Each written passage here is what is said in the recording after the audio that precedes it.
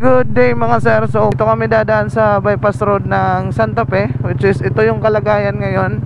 Pwede naman makadaan dito yung mga motor, pero ito yung dadaanan nyo mga sir.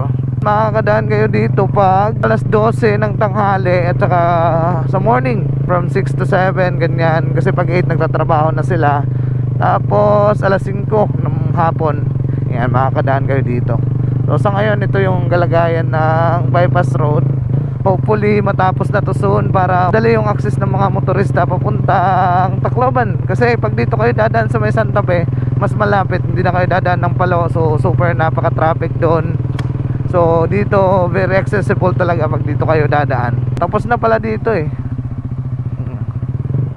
Siguro mga ano pa to, this year, tapos na to this year. Oh, ganda na dito, pinaluwag na.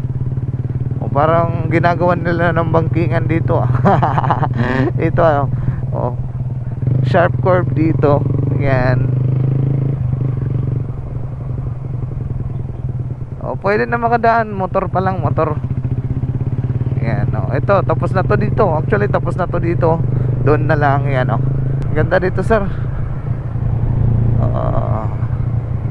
Maganda talaga yung may mga bypass road na ganito, kasi hindi lang sa madali yung transportasyon o accessible yung kalsada, ano din, iwas din sa mga disgrasya kasi walang traffic dito mga sir. Ayan, tapos nakagandahan pa nun, maganda yung hangin kasi dito tayo sa bundok, syempre may mga puno, goods na goods mga sir. Kaya sana matapos na to this year. Sheesh.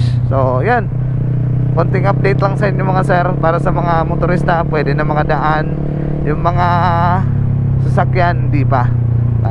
Tapos ano, syempre doble ingat lang kasi marami mga buhangin, so napaka dulas ng kalsada. Yan lang. Sheesh.